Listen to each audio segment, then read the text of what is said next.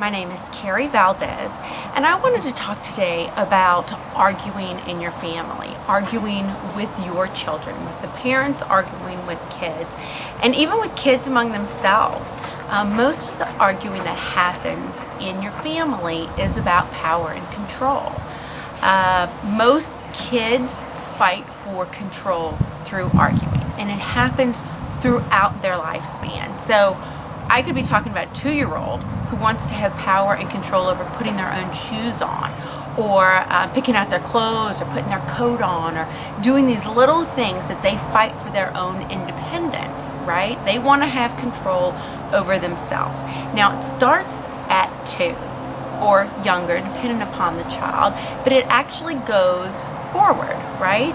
It goes through adolescence. In adolescence, most of the things that you argue about with an adolescent is power and control, and everyone wanting to be in control of their own body. And what happens with parents is that we tend to want to control everything still that happens with our kids. So I want you to know it's more effective and beneficial if we only have just enough control. We only want just enough.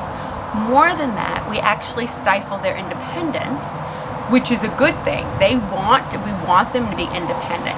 We want them to make as many mistakes when they're younger as they can, because the price tag is much lower then. As children tend to get older, the price tag goes up, right? So when a 2-year-old's making bad choices, it's not the same as an adolescent making bad choices. In adolescence, the bad choices, drinking and driving, using drugs, having sex, these can be life-altering choices that they make, right? So we want them to be in control of their lives from a young age. This way, they can see how the decisions that they make affect them, right? So the best way to do that is to give them lots of choices all day about as many things as you possibly can. Right? Give them choices constantly. So, for one, you're not fighting over control and power. You're giving them power and control in their lives starting at 2 years old, right? And it continues throughout that time period. So you give them choices that you don't care about. So, 2 choices about everything. Now, only 2 choices, okay? Because if you do more than that, then you're actually working entirely too hard. And you're having to be entirely too creative and thinking too much about the whole thing. So, 2 choices about things that you don't care, right? Do you want milk or juice? You don't really care which one they pick. They can pick milk or juice, right? So you don't want to give them a choice where there's the right choice and the wrong choice, because they're going to pick the wrong choice, right? And then you're going to be upset about it. So you want to give them choices about stuff that you don't care about. So you're not getting into all these little power struggles all the time with the children. They'll be more inclined to do more things for you when you're not arguing with them and fighting with them over their own control and independence. So, 2 choices. If they can't pick from the 2 choices, so you want milk or juice, and they say I want Kool-Aid, the result is, do you want milk or juice? They want Kool-Aid. You just give them whichever one you choose. Now, they don't have to be happy about that, right? They're going to be upset about it. But the chances go up that the next time you give them a choice, they actually pick one, right? Do you want to use the blue toothpaste or the pink toothpaste? Do you want to walk upstairs to bed, or do you want to be carried upstairs? Do you want to sleep with the door open with the door shut, right? Do you want the pink toothbrush or blue toothbrush? Do you want to take a bath or a shower? Do you want, think about all the times that you want the blue cup or the pink cup, right? You want carrots or peas. Right? These are good things, and they get in the habit of making all these decisions on their own, and they get to see how the decisions that they make affect them, right? So I always think about the sock thing.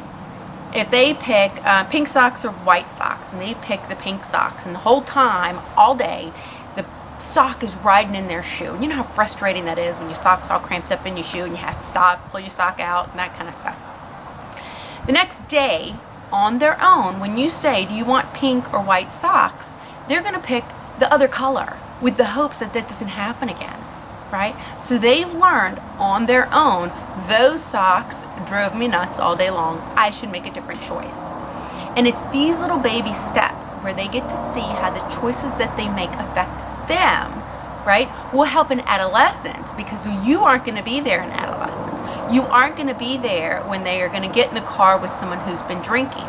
They need to make these choices based on them and how their decisions affect their own lives, not how their decisions are going to affect us, right? Because we aren't there. You can't be in their back pocket all the time. So this starts really young, and the beauty of it all is that it also eliminates all these power struggles that we get into with kids. So think of a power struggle that you have with your child. Think of a time that there's always an issue. Think about how you can make that into a choice, right? If bath time is always an issue, then think about how do you want to take a bath or a shower? Now that's a choice. I had a mom that told me that. She's like, all we did was argue about bath time.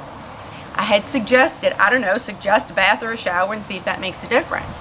Or suggest what soap they might use or what toys they might play with, right? She did that, and she came back and told me how significant, she doesn't argue about the bath anymore. Only because she took away the power struggle about taking the bath. Now, it's not, do you want to take a bath or not, right? The choice is, do you want to take a bath or a shower? And then they have more power in their lives and they get to choose. So they're not choosing to take the bath or not, okay? So 2 choices about as many things as possible will help eliminate tons of power struggles at any age. So if you were to start now and you have adolescents, it's still a great time to start doing this. So if you have any questions or any issues at all, please feel free to contact me. You can email me through my website at www.parenttalkwithcarrie.com, or you can message me on Facebook at Parent Talk with Carrie. But I'd love to hear from you guys, and we'll chat soon. Thanks.